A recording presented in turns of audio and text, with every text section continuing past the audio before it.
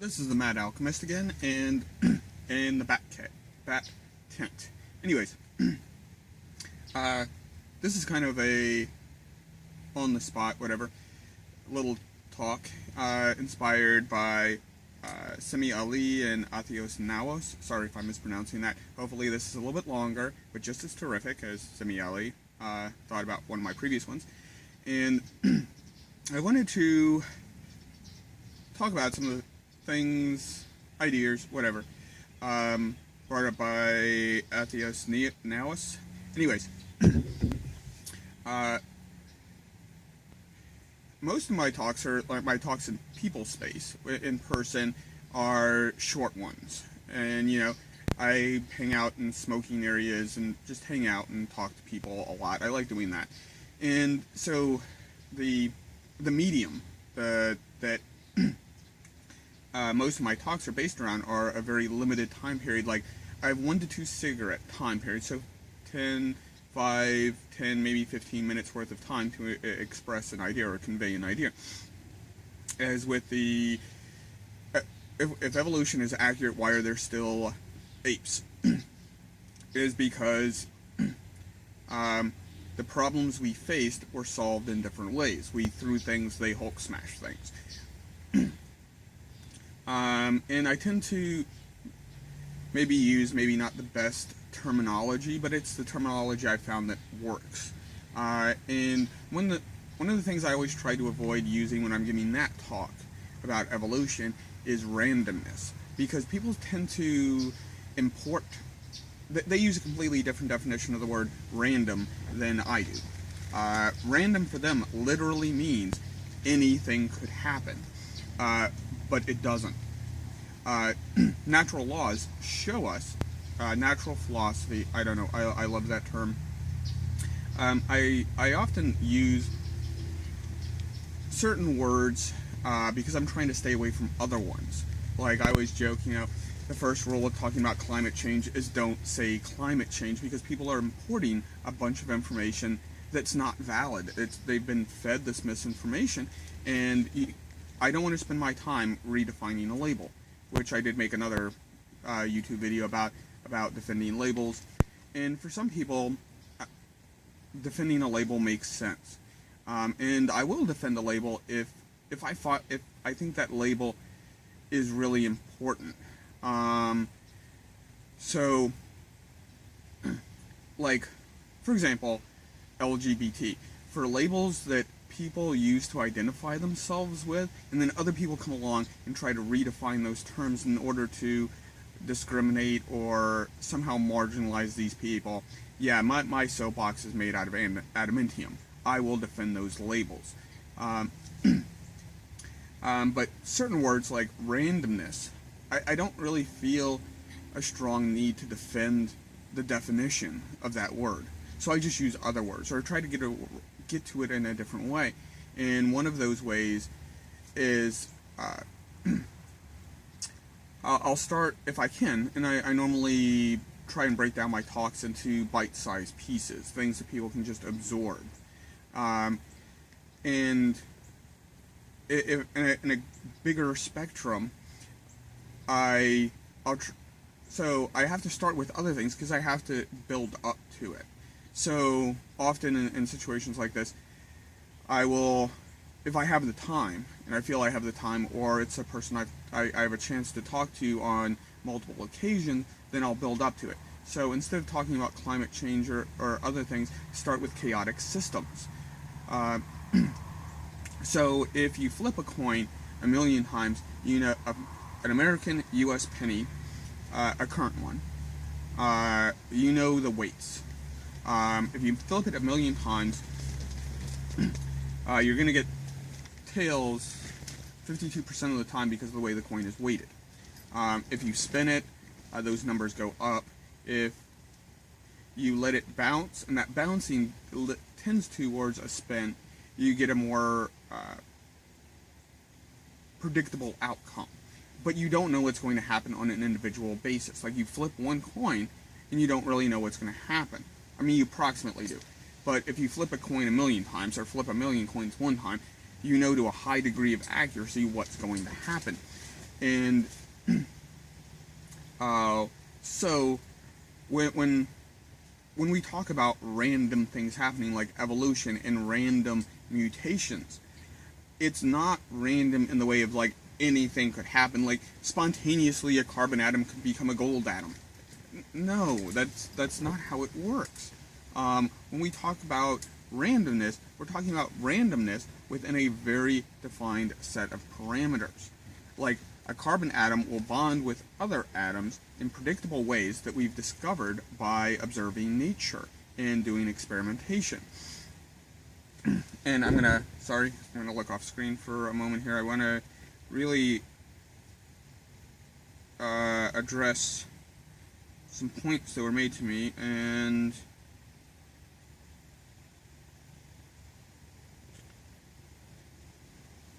I liked Atheos Now's comment about when he talks about evolution, he tries to stay away from descriptions that sound purposeful or with agency. I really like that, with agency. And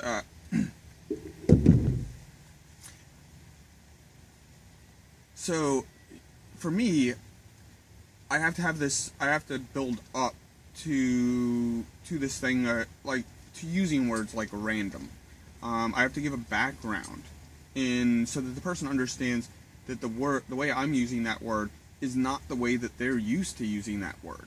What I'm talking about is, I mean, yeah, coin toss is random, but it's either going to come up heads, tails, or what is it, 1 in 6,000 chance of it landing on its edge. Those are the only options.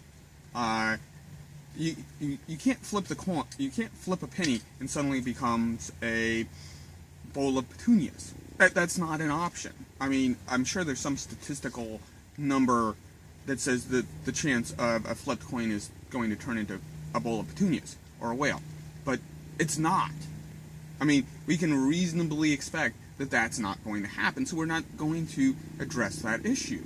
The same thing is if you take a bunch of hydrogen, oxygen, carbon, nitrogen, iron, and some other trace elements, and you mix it together in a liquid. As far as we can tell, it has to be water, but it could be something else like liquid methane. Was it Titan? And add an energy source, you're going to get these things like amino acids. You always do, or at least every planet we've ever tested, which is like 2 so far. And we also know that left-handed life is probable because electrons are left-handed optically, and when they travel through water, they create radiation that is beneficial for left-handed life as opposed to right-handed life. And so in this greater concept of evolution is we take these things and we mix these up. Well, we can mix these things together. Previously, just nature did it. You know, the universe was born. Everything was moving really fast. It took a little bit. Things started cooling off. You had condensate, not like rain condensate, but Bose-Einstein condensate, I think. And things started slowing down and cooling off, and then we have stuff. But we only had hydrogen, pretty much, and some helium. And then about 300 million years later, some stars formed, and they started burning hydrogen, turning it into other atoms. And then, I'm not sure at what point, and I'm not going to take the time to look this up. I think 2 or 3 billion years later, black holes kind of got a little bit out of control, and for the formation of stars, you need the right ingredients, and too many black holes is bad, because the radiation they put off tends to prevent the formation of stars, and then so that got slowed down. And then more and more in billions of years, and it took a lot of time. Based off of things I've read, we're looking at about years, 6 to 8 billion years from the time that the observable universe started, as far as we can observe. And we've done lots of experimentations and observations on this stuff. And one of the other little talks that I give people is about light. And light is really good in that light works the same way everywhere. So in chemistry, I think chemistry 101, 102, whatever, you take the little stick and you put it in like sodium powder, and then you put it in a Bunsen burner and it burns green. It always works that way. It doesn't matter whether I'm at Valencia or MIT or Alpha Centauri or Tabby Star 140,000 light years ago, which is 140 light years away. It works that way. That's really neat. Is however far a star away from you, whatever's happening happened exactly that long ago. So a star that is a billion light years away from us, whatever we're looking at happened 1 billion years ago. So you can look in the past and say, oh, here's a star 100,000 light years away ago. What is it burning? What is it made out of?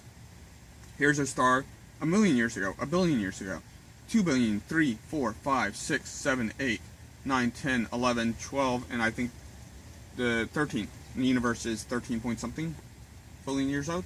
And then we can measure exactly how much stuff there is. And it took most of the universe's time so far to make enough stuff to make us in stuff, which is, other than the hydrogen and helium, which is chemically inert, so that doesn't really help us with this kind of thing.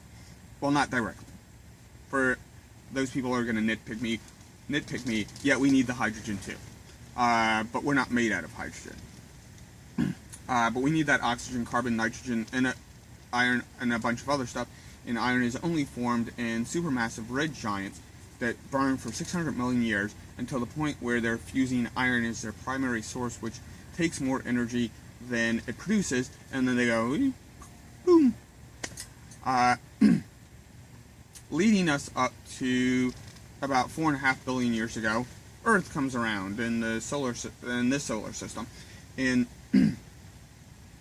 so then we have all this ingredients for life, and it's constantly shuffling around, like maybe a deck of cards. Like there is randomness to a deck of cards. You can but there's only so many combinations. I mean, playing in poker, I could get a royal flush on a single hand, and there's a probability of that. There's a randomness to it. Playing blackjack, which is my preferred game, there's a probability of getting a blackjack, getting a 21 right off the bat. But there's a certain amount of randomness to it. And this is what I think, this is kind of on the verge of what most people can really kind of wrap their heads around. Now you leave that realm of things people can kind of experience or relate to and go into all these different atoms and how they combine over billions of years in liquid water with an energy source, and how they combine, and the randomness of this, our randomness, starts to look like their randomness. Like anything could happen, like nothing's predictable, because they don't really understand the forces involved. They don't understand or haven't had the opportunity or the chance to be exposed to these concepts of how organic chemistry works, or chemistry, but specifically in this case organic chemistry. They haven't really been exposed to organic chemistry and how they work, so they don't understand the framework. A lot of these people can understand the framework of playing poker, which is comparatively a much, much simpler system than Earth and life as we know it. Citation needed.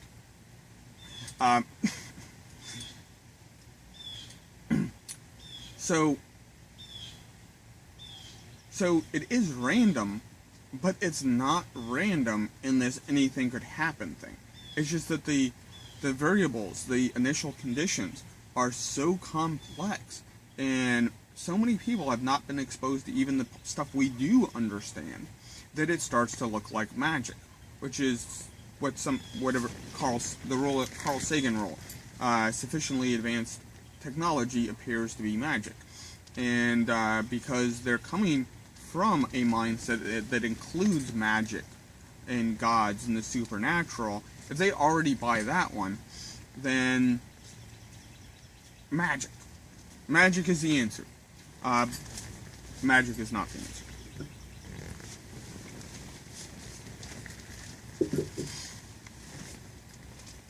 But you have to pick your battles. You have to pick your arguments. And what is it that what is the idea that I'm trying to convey? And if that idea is a more complex, a more comprehensive concept, do you have the time to convey that idea? And a lot of us do have those opportunities. But in some ways, that's not an arena that I really find attractive. I mean, I would. Like, if Dr. Neil deGrasse Tyson showed up tomorrow and was like, quit your job, you're going to be director of the Hayden Planetarium in New York, this tent would be coming down right now, going to New York. But I really do find the venue of talking to people who don't have a background in chemistry or organic chemistry, I find that very, very rewarding. Because I think those are the people I really want to talk to. People who go to the Hayden Planetarium, they're already sold. I think the sell is easy. So if someone voluntarily goes to the Hayden Planetarium, or voluntarily goes and watches the Isaac Asimov debates at the Hayden Planetarium, one, you have a captive audience. They paid to be there, and so that they're there. And you have an hour of their time, 2 hours of their time. You have a good chunk of time, and the people are already partially sold. It's like, it's like loss leaders. So like when a grocery store sells eggs, or has a sale. That's why grocery stores have sale, is to get people in the door. And then you can sell them other things. So if you can get someone into the Hayden Planetarium, for whatever reason, or the Orlando Science Center, you've gotten them into the store. And you can sell them other ideas. Which sounds bad. It sounds like you're a con artist. But I kind of think of it that way. A little bit. Selling people ideas. Oh no, I'm sorry, that sounds horrible, and probably not the best way to really address it, but